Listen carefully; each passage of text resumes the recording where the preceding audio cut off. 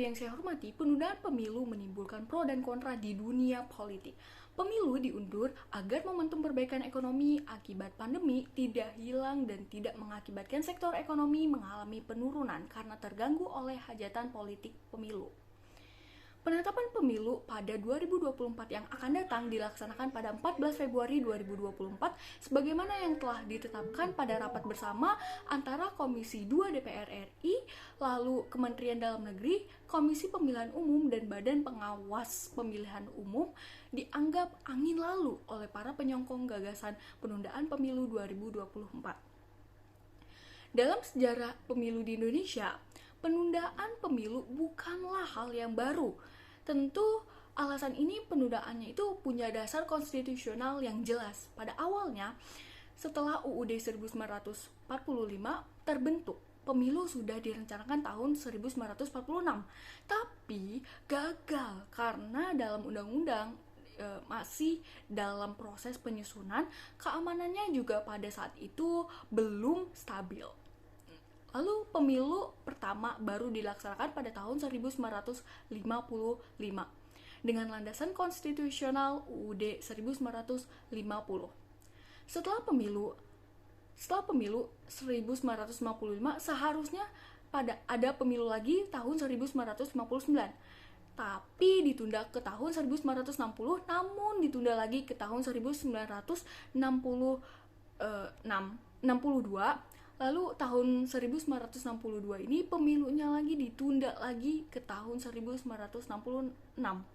Namun lagi-lagi pemilu ditunda lagi tahun 1966 ke tahun 1968. Tapi di tahun 1968 ditunda lagi nih pemilunya. Baru dilaksanakan pertama kali pemilu itu tahun 1971. Jadi praktik pemilu 5 tahun itu baru terjadi setelah tahun 1971. Pada pemilu 2019 silam, saat pemilu serentak pertama kali diselenggarakan, anggaran pemilu baru disetujui pada tahun 2018. Sementara pemungutan suara berlangsung pada 17 April 2019 silam.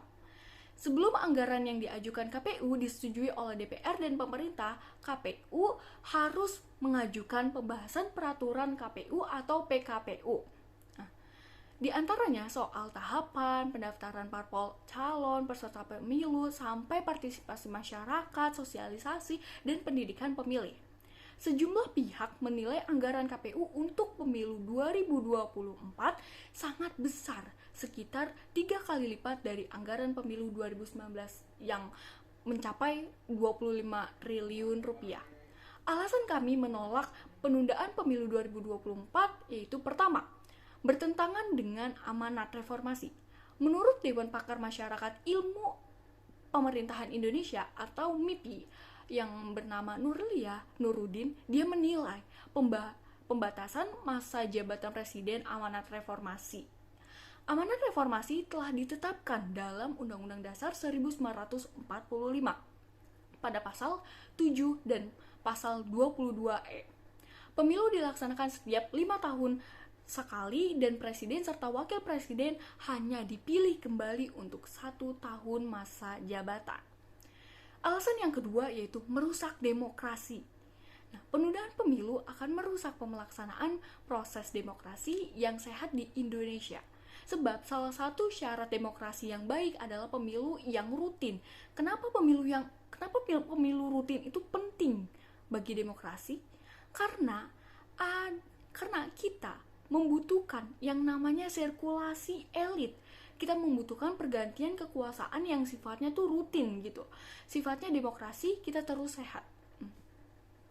Alasan yang ketiga yaitu Pilkada 2020 terlaksana.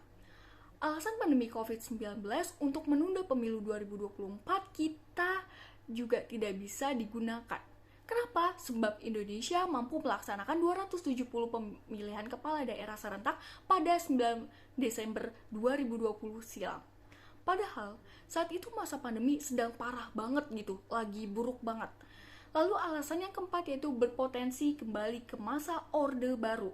Menurut Direktur Eksekutif Foxfall Center Research and Consulting yaitu Pangni Charwi Caniago mengatakan pembatasan masa jabatan presiden menjadi salah satu ciri khas utama pembeda antara sistem demokrasi dengan otoritarianisme.